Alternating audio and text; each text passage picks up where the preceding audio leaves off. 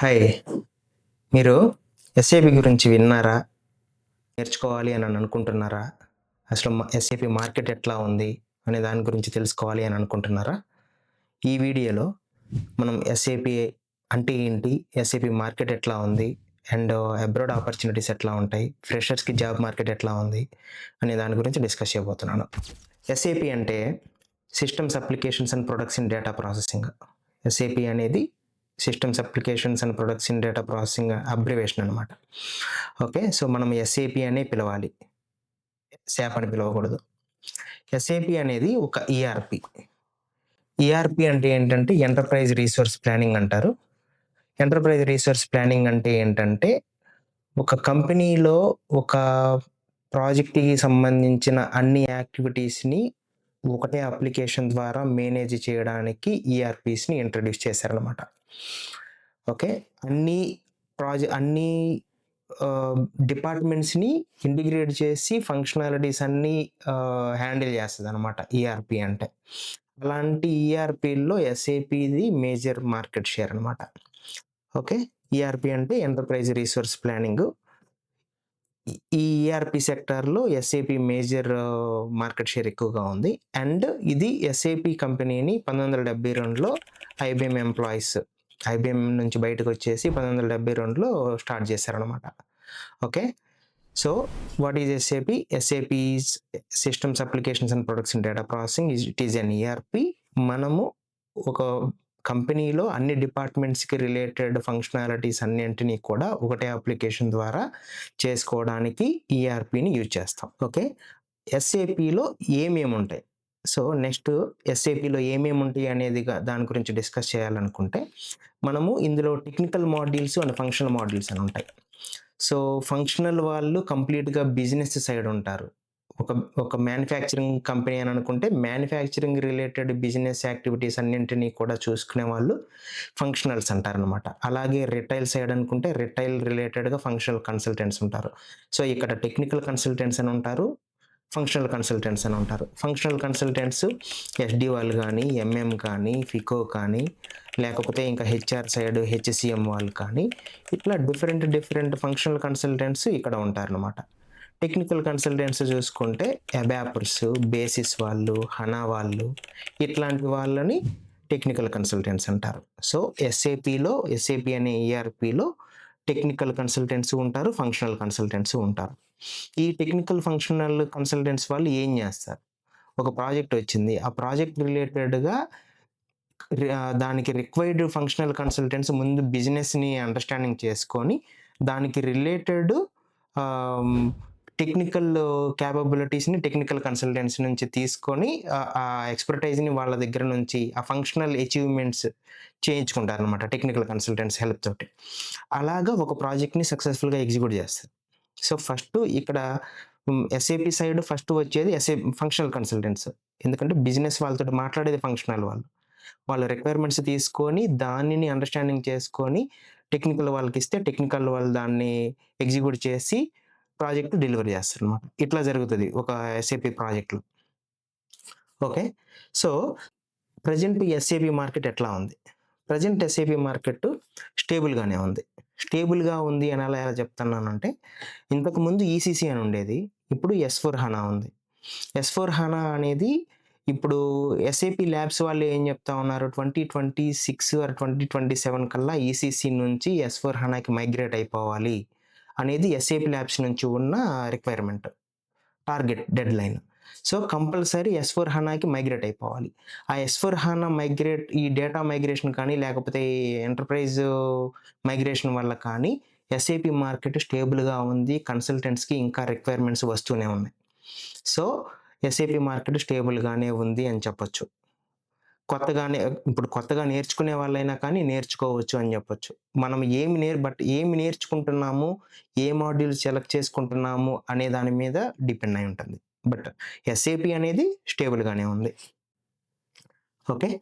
Next ఫ్రెషర్స్‌కి chances ఉన్నాయా? ఫ్రెషర్స్‌కి chances కష్టమే. కానీ పాజిబిలిటీ ఉంది. ఫ్రెషర్స్‌కి ఎస్ఏపీ సైడ్ జాబ్ రావడం కష్టం. బట్ పాజిబిలిటీస్ ఉన్నాయి. బట్ దాన్ని ఆ పాజిబిలిటీస్ ఏం చేయాలి? మనము ప్రాపర్‌గా నేర్చుకుంటున్న మాడ్యూల్ ప్రాపర్‌గా నేర్చుకోవాలి. దానికి ఇంటర్న్‌షిప్స్ ఏమేమున్నాయి?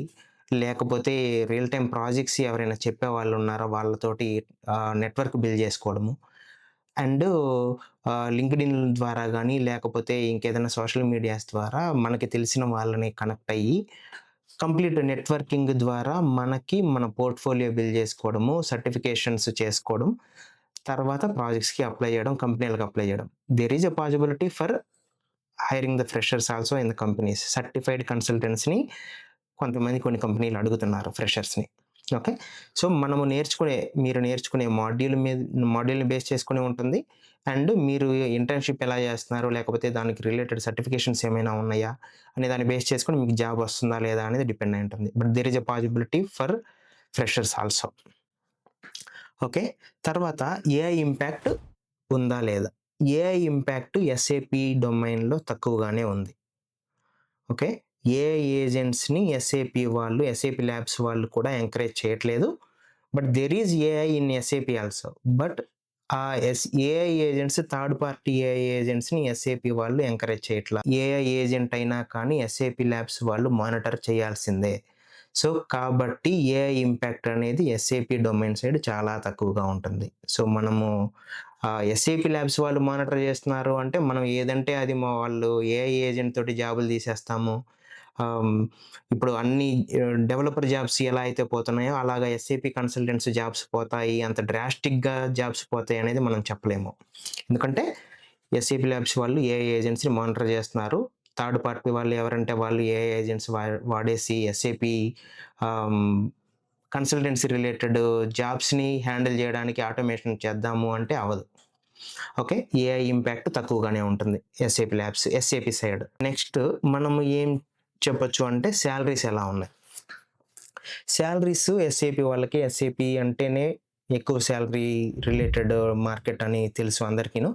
సో, సాలరీస్ ఎక్కువగానే ఉంటాయి. ఫ్రెషర్స్‌కి కూడా ప్యాకేజెస్ బాగానే ఉంటాయి. డౌన్ ది లైన్ ఎక్స్‌పీరియన్స్ పెరిగితే ఇంకా చాలా ఎక్కువగా ఉంటాయి. ఓకే.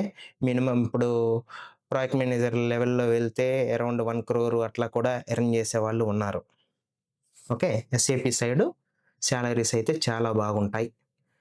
తర్వాత ఇది ఆ సాలరీస్ అనేది మీరు ఉంటున్న మాడ్యూల్‌ని బేస్ చేసుకొని అండ్ మీ రోల్‌ని బేస్ చేసుకొని కూడా డిపెండ్ అయి ఉంటుంది.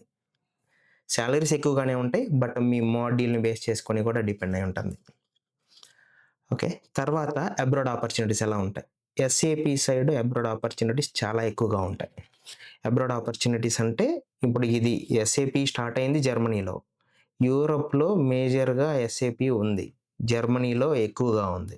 సో, మీరు అబ్రాడ్ ఆపర్చునిటీస్ కోసం గనక చూస్తుంటే అబ్రాడ్ ఆపర్చునిటీస్ కూడా చాలా ఎక్కువగా ఉంటాయి. ఇది జర్మనీ కానీ, లేకపోతే యూరోప్ లండన్, ఆహ్, యూరోప్‌లో జర్మనీ ఒకటే కాదు. చాలా కంట్రీస్ ఉన్నాయి. సో, ఏ కంట్రీకైనా కానీ ముందు ఫంక్షనల్ వాళ్ళని అబ్రాడ్ ఆపర్చునిటీస్ అంటే ముందు ఫస్టు ఫంక్షనల్ వాళ్ళెళ్తారు. బిజినెస్ ఒక కంపెనీ వాళ్ళు ఎస్ఏపీని ఇన్‌స్టాలేషన్ చేపిస్తున్నారు అంటే, లేకపోతే ఇంప్లిమెంటేషన్ చేపిస్తున్నారు అంటే, ఫస్టు ఆహ్, ఫంక్షనల్ వాళ్ళెళ్లి బిజినెస్ వాళ్ళతోటి మాట్లాడాలి. సో, కంపల్సరీగా అబ్రాడ్ ఆపర్చునిటీస్ అనేవి కంపల్సరీ ఉంటాయి.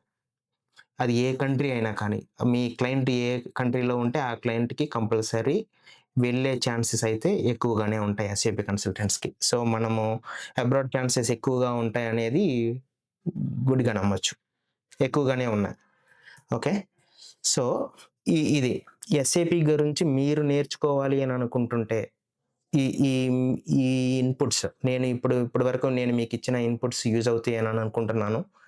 వీటిని బేస్ చేసుకొని మీరు ఇంకేదైనా మాడ్యూల్ గనక నేర్చుకోవాలి అని అనుకుంటున్నారా? లేకపోతే ఇంకేదైనా మాడ్యూల్ గురించి తెలుసుకోవాలి అని అనుకుంటున్నారా? లేకపోతే ఎక్కువ డిమాండ్‌లో ఉన్న మాడ్యూల్స్ ఏంటి అనేది తెలుసుకోవాలనుకుంటున్నారా? వాటి గురించి తెలుసుకోవాలి అనుకుంటే మీరు కామెంట్‌లో పెట్టండి. నేను కామెంట్స్ చూసి దానికి రిలేటెడ్ మాడ్యూల్స్ గురించి నేను వీడియోస్ చేయడానికి ప్రయత్నిస్తాను. ఓకే. Thank you.